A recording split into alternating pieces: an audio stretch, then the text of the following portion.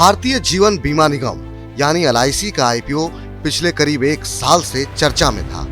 सरकार ने इसके लिए जिस तरह से तैयारी की और कंपनी का जैसा आकार है उसको देखते हुए ऐसा लगता था कि ये IPO कई रिकॉर्ड तोड़ेगा। जानकारों को तो इस बात की चिंता थी कि LIC IPO में बड़े पैमाने पर आवेदन होने से काफी रकम फंस जाएगी, तो इससे दूसरे IPO को समस्या हो सकती है। हालांकि आवेदनों के आंकड़े बताते हैं कि ऐसा नहीं हुआ। LIC का IPO 9 मई को सब्सक्रिप्शन के लिए बंद हुआ था, लेकिन अंत में इसके लिए कुल करीब 43,933 करोड़ रुपए की बोली ही लगी।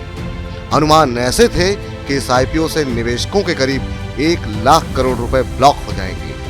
इस इशू को 2.95 गुना सब्सक्रिप्शन मिला है।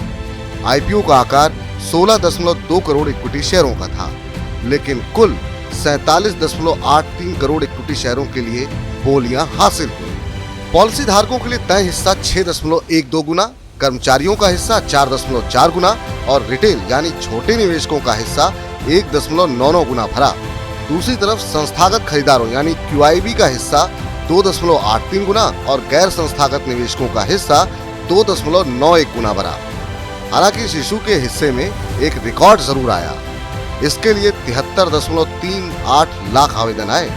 इससे पहले 2008 में चर्चित रिलायंस पावर के IPO के लिए 46.44 लाख आवेदन हासिल हुए थे। हालांकि यदि वैल्यू के लिहाज से देखा जाए तो LIC IPO का प्रदर्शन फीका ही रहा है।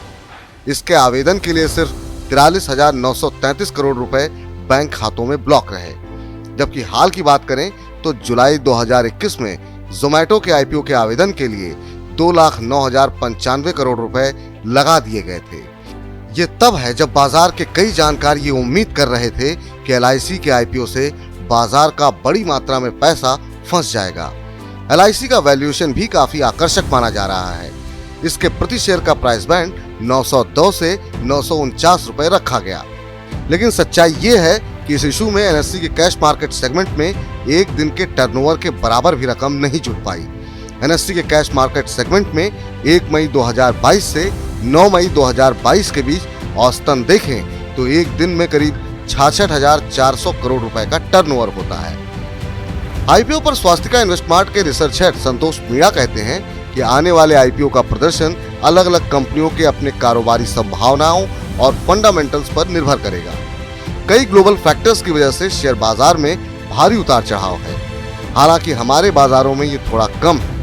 घरेलू संस्थागत निवेशकों और छोटे निवेशकों की खरीदारी से सपोर्ट मिला है। कुल मिलाकर देखें तो LIC IPO ने सेकेंडरी मार्केट पर कोई असर नहीं डाला है।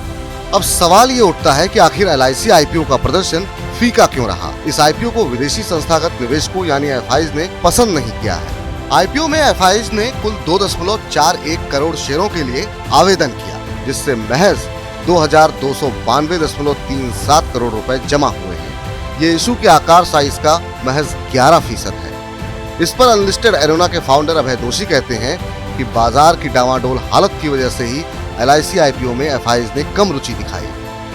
हम ये भी देख ही रहे हैं कि पिछले कुछ महीनों से FIs ताबड़तोड़ बिकवाली कर रहे हैं। भू राजनीतिक तनाव और अमेरिकी फेड रिजर्व द्वारा ब्याज दरों में बढ़ोतरी ने चिंता और बढ़ाई है। इसलिए आकर्षक कीमत के बावजूद IPO के लिए उत्साह नहीं दिखा। तो इस तरह बहुचर्चित LIC IPO के लिए जुटा फंड ना तो दूसरे IPO के सब्सक्रिप्शन पर असर डाल सका और न ही इससे शेयर बाजार के मौजूदा कारोबार पर कोई असर पड़ा है। कुल मिलाकर IPO के नजरिए से कह सकते हैं कि LIC ऊंची दुकान फीका पकवान जैसा साबित हुआ।